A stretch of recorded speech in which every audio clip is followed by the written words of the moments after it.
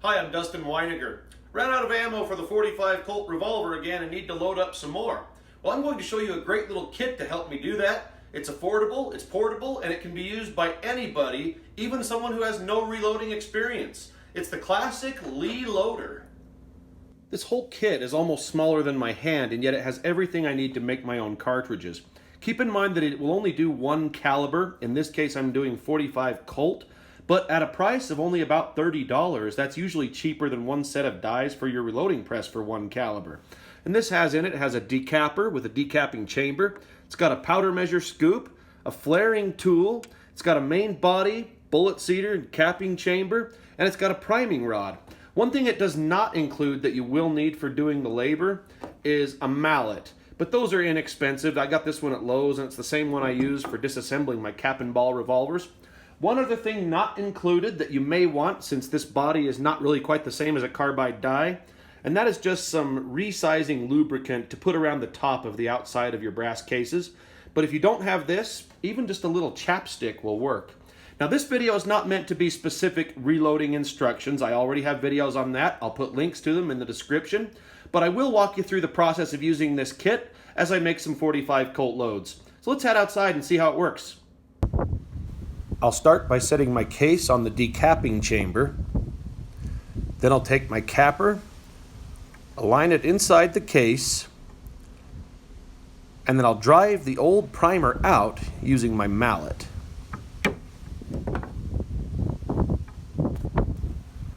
Now I'll take the body, I'll place my case in the top of it, and then drive it in with the mallet until it's flush to resize the case. Next, I'm going to place a primer in the capping chamber like this. Then I'll take the body, which still has the case in it, and place it on top of the capping chamber. There's a groove to hold it in place. Now I'm going to need the priming rod. I'll place that down inside the case, and using my mallet, I'll drive the case down slightly out of the body and onto the primer so the case is primed. Now I'll set the decapping chamber upside down with the large hole facing up, set the body on top of that, and with the same priming rod that I used before, I'll place it back in the body, and now I can drive the case all the way out of the body. At this point, I need to flare open the case mouth a little to accept a bullet by tapping down the flaring tool into it. You'll know it's done when the case fits all the way over the rounded part of the tool like this. At this point, I'm ready to add gunpowder. I've measured out 35 grains of 3FG black powder in this case, but of course you'll use whatever powder is necessary for the cartridge and load that you're doing.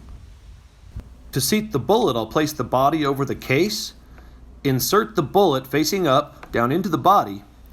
Then I'll take my bullet seeder, which I've already adjusted to the proper length for this cartridge, and I'll use it to press the bullet down, and then I'll tap it down with the mallet until the locking nut of the seeder is tight against the body and the bullet is seated. Finally, I need to crimp the case by turning the body around, putting the other end over it, giving it a few whacks with the mallet, and now it's got a good crimp. And this is a completed .45 Colt cartridge. Well, you can see it wouldn't take long to come up with a handful of cartridges using that Lee loader. But I will admit, I am still concerned about one thing with this. Putting them together with a mallet type hand tool instead of a precise press. I'm a little worried about consistent velocities with these cartridges. It may not be as good as a press, but let's see. Why don't we head out, fire a few over the chronograph, and just see how consistent they are, or are not.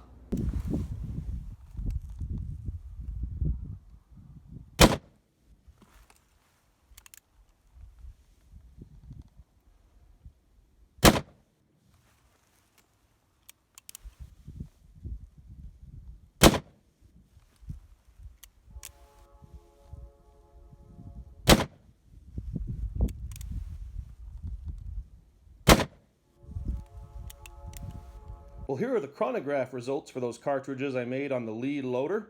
Now, these velocities, at my first look, they seem a bit high. And the only explanation I can think of is that if you remember when I crimped them, I did give them 3 pretty good whacks with the mallet, giving it a pretty strong crimp. Normally, I don't crimp them very hard with my press, just enough that the bullets won't come out of the cases with recoil. Here's a quick look at what they look like when I make them with the press. So again, these are a bit high, but while there may be a mistake in that, maybe need to do a part 2 on this video. For now, we'll just look at the consistency. I did crimp them, so the velocity might be correct, but not only is that velocity high, but if you notice, these are very consistent. Over on the right side, the average velocity being 1,253.8 feet per second, minimum 1,240, maximum 1,269. That's only a spread of 29. So I have to say, these are high velocities. If you don't want that, you need to crimp them a little less probably, but those are pretty consistent for something put together with a mallet. So I would say, if you're looking at getting into reloading, or if you just want an affordable, portable way to do it, I would definitely recommend this classic Lee loader. Well, as always, I hope you found this video helpful and enjoyed it. Don't forget to click that like button below and subscribe to the channel so you can see more videos. And don't forget to share the video with your friends. Thank you so much for watching.